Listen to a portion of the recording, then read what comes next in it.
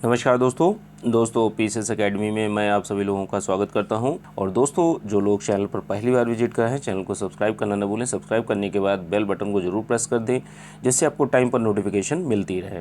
और दोस्तों, आप लोगों को मेरा कार्य अच्छा लगता है तो आप लोग लाइक और शेयर ज़रूर करें। शेयर आप लोग फेसबुक और व्हाट्सएप ग्रुप जो भी आपके फ़ोन में है उसके माध्यम से कर सकते हैं, जिससे दूसरे लोगों को भी ये फ़ायदा मिल सके। और दोस्तों, यूपीपीसीएस मेंस की आंसर राइटिंग बहुत ही ज़रूरी है, ठीक है। और आप लोग नहीं कर रहे हैं, जितने लोग भी सुनते हैं, ठीक है, वीडियो को देखते हैं, आप लोग ज़रूर से ज़रूर करते रहिए, ठीक है। और मैं आप लोगों से बार बार कहता हूँ कि आप लोग आंसर राइटिंग डेली करिए। एटलीस्ट आपको ग्रुप ज्वाइन करना है, नहीं ज्वाइन कर रहा मत ज्वाइन करिए, लेकिन आप लोग कम से कम देखिए, बिना मेंस के आंसर राइटिंग किए आप सेलेक्ट नहीं हो सकते। क्योंकि देखिए, 100 नंबर का आपका इंटरव्यू है और सारा का सारा वेटेज आपका ऑप्शनल और आपके जीएस के 6 के 6 पेपर वो बहुत ही ज़्यादा महत्वपूर्ण भूमिका निभाते हैं।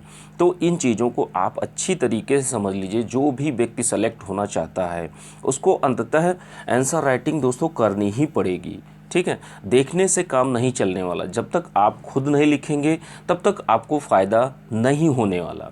तो आप लोग आंसर राइटिंग स्टार्ट करिए और मेरी आपसे रिक्वेस्ट है, आप लोग जितनी जल्दी से जल्दी हो सके आंसर राइटिंग को स्टार्ट करिए। और ऐसा कुछ नहीं है, आप जिस चैनल से भी जहाँ से भी पढ़ते हैं आप पढ़ते रहिए, लेकिन आंसर राइटिंग ज़रूर करिए, ठीक है। आवाज़ से ही बिल्कुल स्टार्ट कर दीजिए। जो भी लोग वीडियो देख रहे हैं, जो लोग नहीं लिख रहे हैं, उनसे मैं रिक्वेस्ट कर रहा हूं कि आप लोग लिखिए, नहीं तो बाद में परेशानी का सामना आपको बहुत ज़्यादा उठाना पड़ेगा, ठीक है। जिस समय मेंस आप देने जाएंगे वहाँ पर दिक्कत हो जाएगी, ठीक है। तो ऐसी परेशानी का सामना मेरे किसी भी जानने वाले के साथ में ऐसा ना हो, इसीलिए मैं आप लोगों से रिक्वेस्ट करता हूँ कि आप लोग आंसर राइटिंग बहुत ही ज़्यादा ज़रूरी है दोस्तों। क्योंकि इसी आंसर राइटिंग के माध्यम से ही आपका सिलेक्शन होना है, मेंस में अच्छे नंबर आएंगे तो इंटरव्यू आपका नगण्य हो जाएगा। तो आप लोग आंसर राइटिंग बहुत ही ज़्यादा ज़रूरी है दोस्तों, करते रहिए।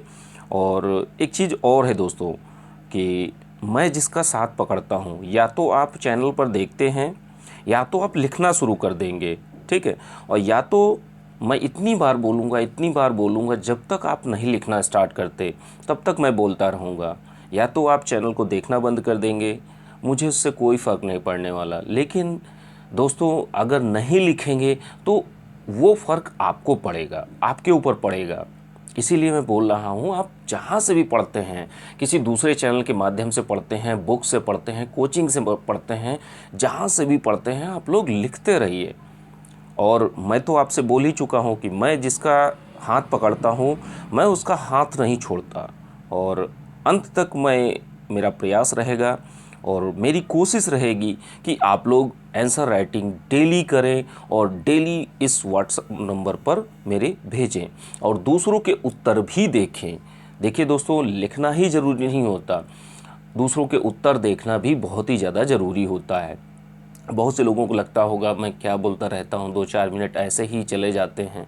ऐसे ही नहीं है दोस्तों, ये बहुत ही ज़्यादा ज़रूरी चीज़ें हैं जिसके बाद ही आपका सिलेक्शन होना है। नहीं तो आप सोच के देखिए, आप पीटी पास कर लेंगे हर बार, लेकिन कभी भी मेंस पास नहीं कर पाएंगे। मेंस में अंततः आपको लिखना ही पड़ेगा, ठीक है। तो लिखना स्टार्ट करिए।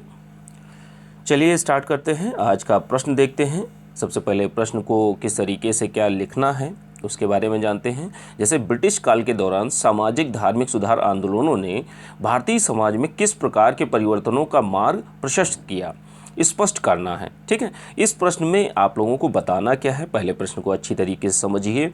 और प्रश्न में कुछ चीज़ों को मैं बताता हूँ कि जैसे पैराग्राफ में लिखना है। सबसे पहली बात आपको कि पैराग्राफ में आप लोगों को इस प्रश्न को लिखना है, कोई हेडिंग या पॉइंट्स नहीं डालने हैं। अगर आप पॉइंट्स या बुलेट्स के फॉर्म में डालते हैं तो वो उस समय डाल सकते हैं जिस समय आपके पास समय कम हो और एग्ज़ाम हॉल में बैठे हों। जब आपके पास समय कम है और आपको पूरा पेपर करना है, अटैम्प्ट करना है, तो वहाँ पर डाल सकते हैं। लेकिन यहाँ पर अभी आप जितनी ज़्यादा प्रैक्टिस हो सके वो कर लीजिए, ठीक है। तो पैराग्राफ में रखिए और जैसे कुछ कोटेशन होती हैं तो कोटेशन को आप लोग हाईलाइट भी कर सकते हैं, ठीक है। हाईलाइट करिए और 2 पैराग्राफ जो होते हैं उनमें जुड़ाव होना चाहिए। आपका प्रस्तुतिकरण बहुत ही ज़्यादा अच्छा होना चाहिए और जो आपकी प्रस्तावना होती है, जो पहला पैरा होता है, उसमें पूरे प्रश्न का सार होना चाहिए, ठीक है। तो ये कुछ मुख्य मुख्य बातें हैं। और अगर प्रस्तावना में जो प्रश्न के अकॉर्डिंग, अगर जो भी प्रश्न के अकॉर्डिंग रेलेवेंट है, तो उसके अकॉर्डिंग अगर किसी विचारक की लाइन या कोई कोटेशन अगर आप डाल देते हैं, और इंट्रोडक्शन पार्ट, बॉडी पार्ट और कंक्लूजन पार्ट, तीनों में अगर एक एक कोटेशन डालते हैं तो आपका उत्तर बहुत ही बेहतरीन हो जाता है, ठीक है। और आप साफ सुथरा लिखें, 1 बार लिखें, 2 बार लिखें, 3 बार लिखें, ठीक है। तो उससे क्या होगा, चीज़ें आपकी धीरे धीरे अच्छी होने लगेंगी। और आप लोग भी, जो लोग भी मेरे ग्रुप से जुड़े हैं, और संडे और बुधवार को जब टेस्ट होता है तो उसमें सब लोग, जो लोग भी लिखते हैं, आप उनसे पूछिएगा, ठीक है। आप उनके दिलों से पूछिए कि कितना अच्छा होता है प्रैक्टिस करना, ठीक है। एक टाइम बाउंडेशन में कि अगर टेस्ट सीरीज़ होती है तो 5 क्वेश्चन या 10 क्वेश्चन जितने भी दिए जाते हैं तो वो आप 1 घंटे या 1.5 घंटे में लिखते हैं।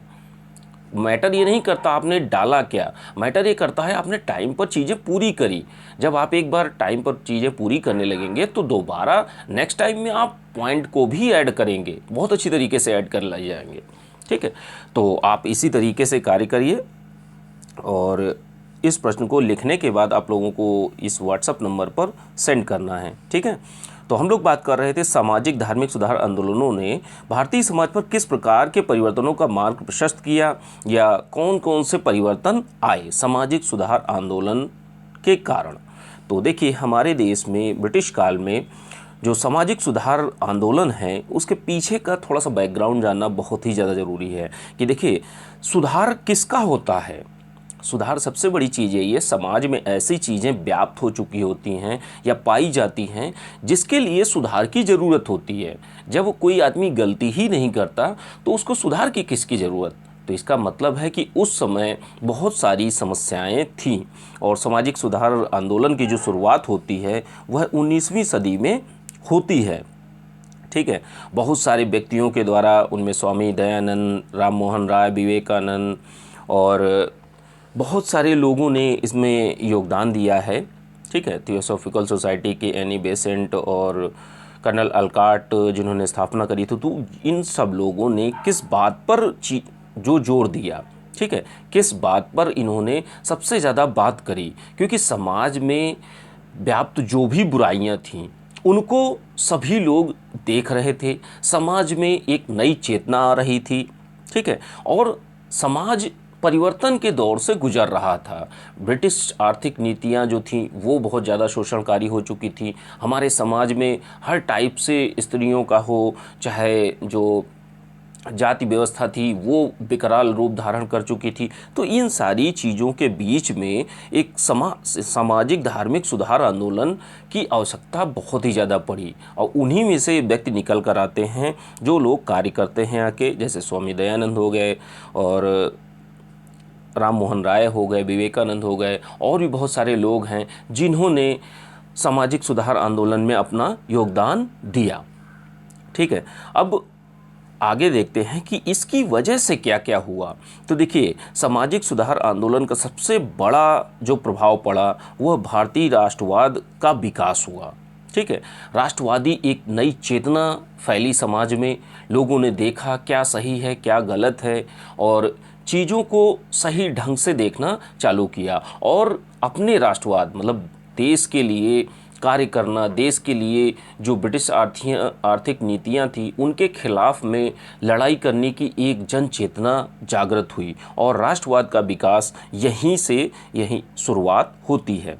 और क्या है कि जो आपका सामाजिक धार्मिक सुधार आंदोलन थे, तो इससे क्या हुआ, इससे एक चीज़ और आई कि जो लोग थे, जनता थी, समाज में जो लोग भी व्याप्त थे, रह रहे थे, तो उनके बीच में एक राजनीतिक जागरूकता भी आई। राजनीतिक जागरूकता का अर्थ यह होता है कि राजनीतिक रूप से लोग जागरूक होने लगे और अपने अधिकारों को जानने लगे, तर्क रूप से कि क्या सही है क्या गलत है, हमें कौन कौन से अधिकार प्रदान किए जाने चाहिए और कौन कौन से हम जो लोग हमारे ऊपर शोषण कर रहे हैं और जो लोग अत्याचार कर रहे हैं उनके खिलाफ में हमें क्यों लड़ना चाहिए, क्यों हम दूसरे का शासन अपनाएं।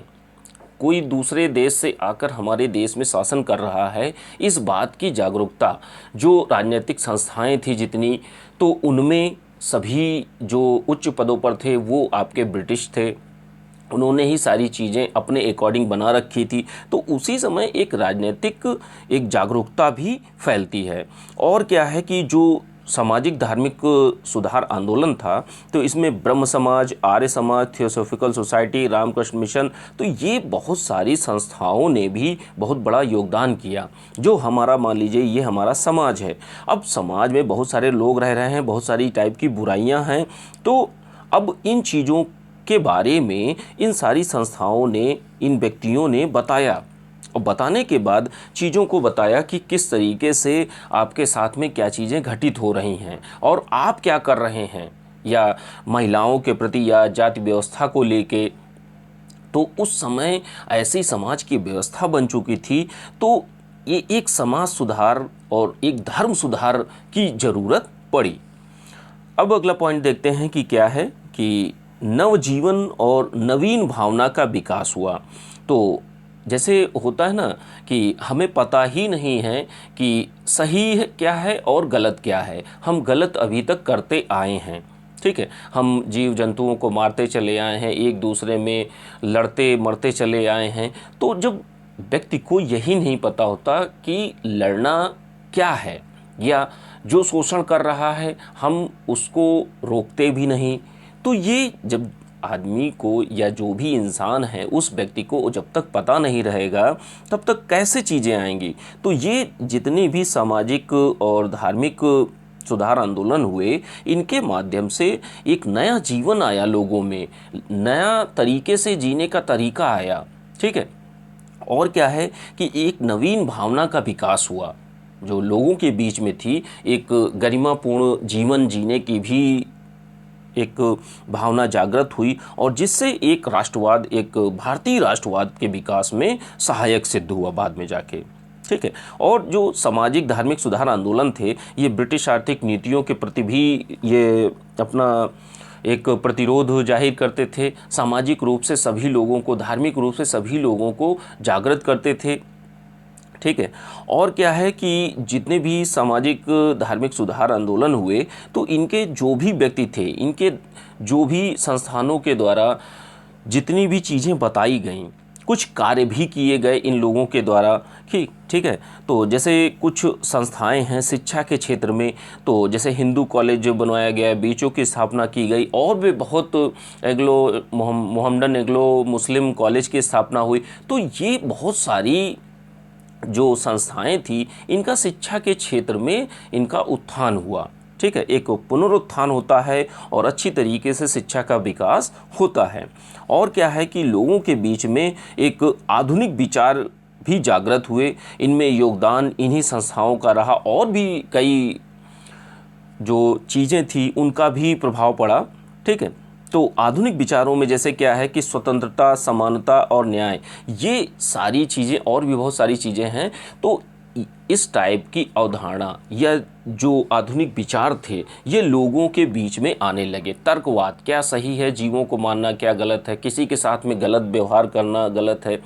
ठीक है, तो ये सारी चीज़ें, आधुनिक विचारों का समावेश लोगों के अंदर आने लगा। और बाद में यही जो भारतीय राष्ट्रीय कांग्रेस की स्थापना होती है 1885 में, उसके बाद में जो भारतीय राष्ट्रीय आंदोलन चलता है, उसके बाद जब भारत आज़ाद होता है, उसके बाद हमारे संविधान में भी इन चीज़ों का समावेश किया गया।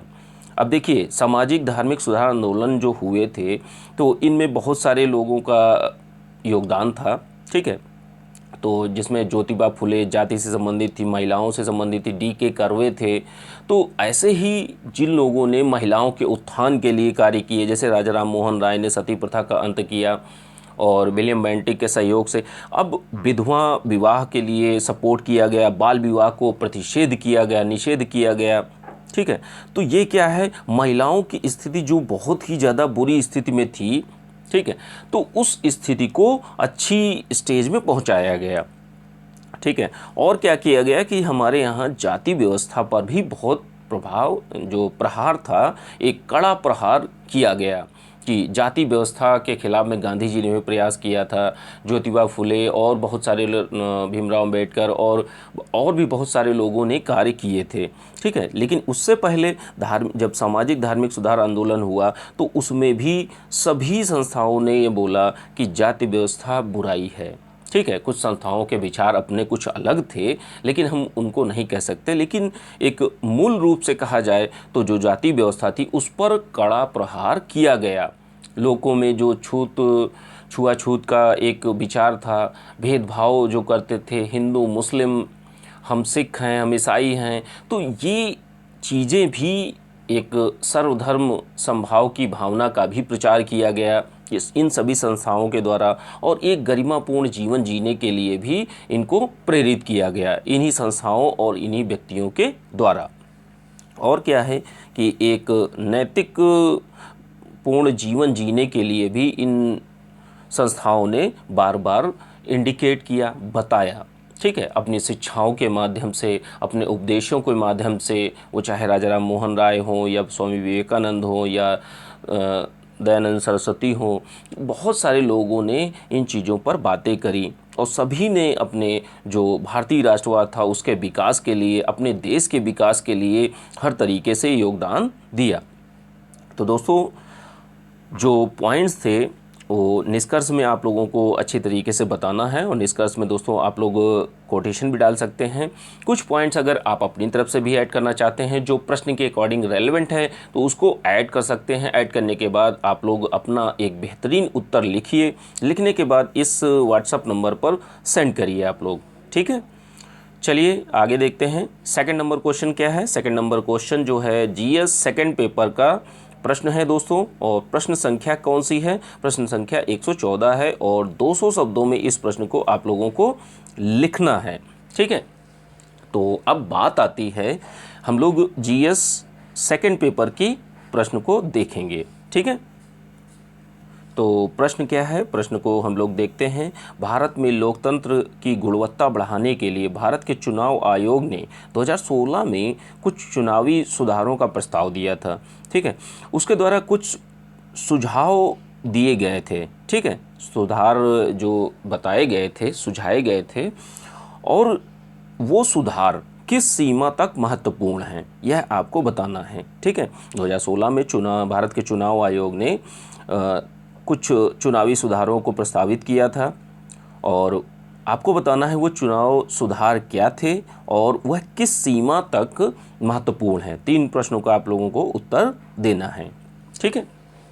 अब देखिए, सबसे बड़ी बात यही है कि आप लोगों को पैराग्राफ में लिखना है। कोई भी हेडिंग या जो पॉइंट डालते हैं आप लोगों को नहीं डालना है, और पैराग्राफ में लिखना है। 2 पैराग्राफ में जुड़ा होना चाहिए।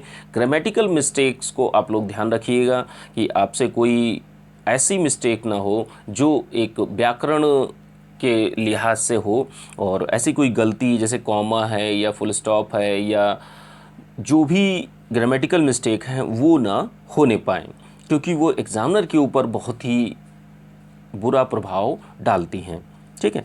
तो अब बात करते हैं हमारे देश के चुनाव आयोग की। तो देखिए, चुनाव आयोग जो है वो एक संवैधानिक संस्था है, और इसका निर्माण जो किया गया था वो किस उद्देश्य से किया गया था। तो इसका उद्देश्य बस इतना ही था कि हमारे देश में स्वतंत्र एवं निष्पक्ष चुनाव करवाना। और 2016 में क्या हुआ था कि इसने कुछ चुनावी सुधार सुझाए थे, तो उन सुझावों को देखना है कि वो सुझाव क्या थे। तो देखिए, सबसे पहले सुझावों को देख लेते हैं, ठीक है। और 200 शब्दों में इस प्रश्न को आप लोगों को लिखना है, 200 शब्दों में, ठीक है। पहला पॉइंट कौन सा है, पहला पॉइंट हम लोग देखते हैं, राजनीति का अपराधीकरण रोकना। कि मतलब जो सुझाव सुझाए गए थे चुनाव आयोग के द्वारा, तो इनमें सबसे बड़ा पॉइंट यही था कि राजनीति जो है उसका अपराधीकरण रोकना। मतलब जो राजनीति है, पॉलिटिक्स है, उसमें अपराधी लोग जो हिंसा करते हैं ऐसे लोग नहीं आने चाहिए, ठीक है। कोई भी अपराधी है वो राजनीति में एंट्री नहीं लेना चाहिए, ठीक है। और इसी के लिए क्या किया गया था कि जैसे कोई चुनाव आयोग ने बताया कि जैसे कोई उम्मीदवार है, उम्मीदवार के द्वारा अगर कोई गलत सूचना दी जाती है तो उसके लिए दंड का भी प्रावधान किया गया और कुछ जुर्माने की भी व्यवस्था की गई। ठीक है।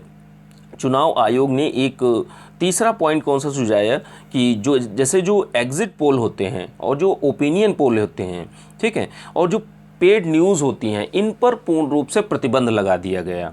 ठीक है। चुनाव अभियान और जैसे चुनाव प्रचार चल रहा होता है, जिस समय चुनाव अधिसूचना जारी कर दी जाती है, उसके बाद में प्रचार जो किया जाता है उसमें ऐसा प्रावधान है कि स्टार प्रचारक को भी सम्मिलित कर सकते हैं। तो यहाँ पर चुनाव आयोग ने क्या बताया कि जो स्टार प्रचारक हैं उनकी संख्या कम होनी चाहिए। ठीक है, उनकी संख्या बहुत कम होनी चाहिए, करवा भी सकते हैं तो बहुत कम लोगों से। आपको ऐसा नहीं है कि आप पूरे देश में जितने भी बॉलीवुड स्टार हैं और क्रिकेटर हैं और बहुत बड़े बड़े नामी गिरामी लोग हैं, आप उनके माध्यम से प्रचार करवाएं।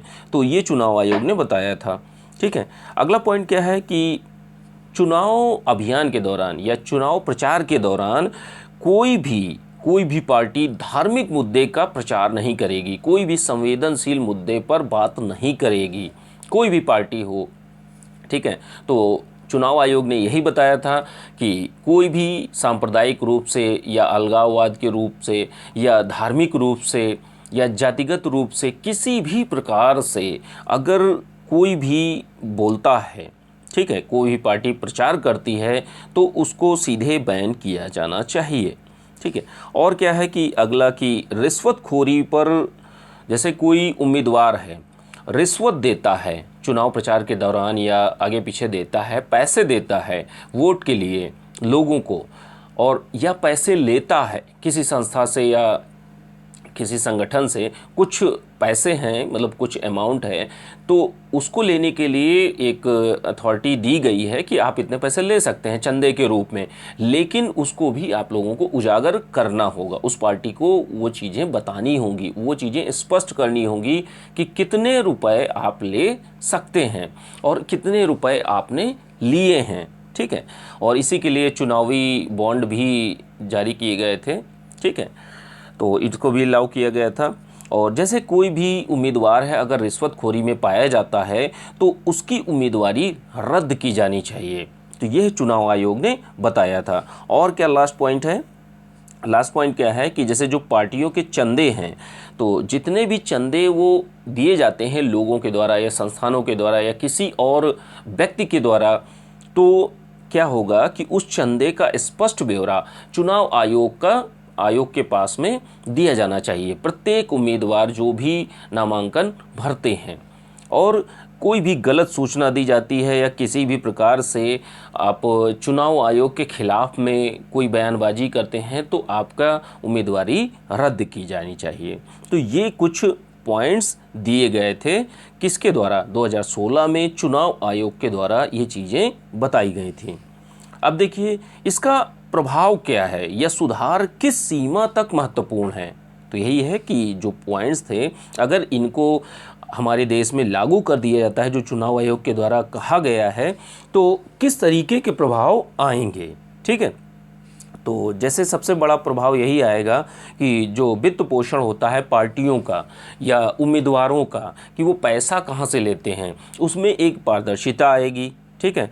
और जैसे सांप्रदायिकता है, सांप्रदायिकता जब धर्म के आधार पर, जाति के आधार पर और सारी सांप्रदायिकता जो है, सांप्रदायिकता के आधार पर और जाति के आधार पर, धर्म के आधार पर और अलगाववाद के आधार पर अगर कोई भी पार्टी इस तरीके से कार्य करती है तो उसकी उम्मीदवारी रद्द की जानी चाहिए। उस उम्मीदवार या जो भी व्यक्ति है उसकी उम्मीदवारी रद्द की जानी, इस डर से वो इस तरीके के कार्य नहीं करेगा। तो इसका प्रभाव क्या होगा? प्रभाव यही होगा कि सांप्रदायिकता और अपराधीकरण, जो राजनीति का अपराधीकरण हो रहा था, उसमें जुर्माने की या दंड का भी प्रावधान है। ठीक है। उनकी उम्मीदवारी भी रोकी जाएगी। ठीक है। उनकी उम्मीदवारी रद्द कर दी जाएगी। तो ये चीज़ों में कमी आएगी। ठीक है। और क्या है कि जो एक जन सेवा है, आप एक नेता हैं, नेता नामांकन करते हैं, चुनाव लड़ते हैं, किस चीज़ के लिए? जो जन सेवा है, लोगों की सेवा है, लोगों की सेवा करने के लिए लड़ते हैं, ना कि एक अपने फ़ायदे के लिए लड़ना चाहिए। ठीक है।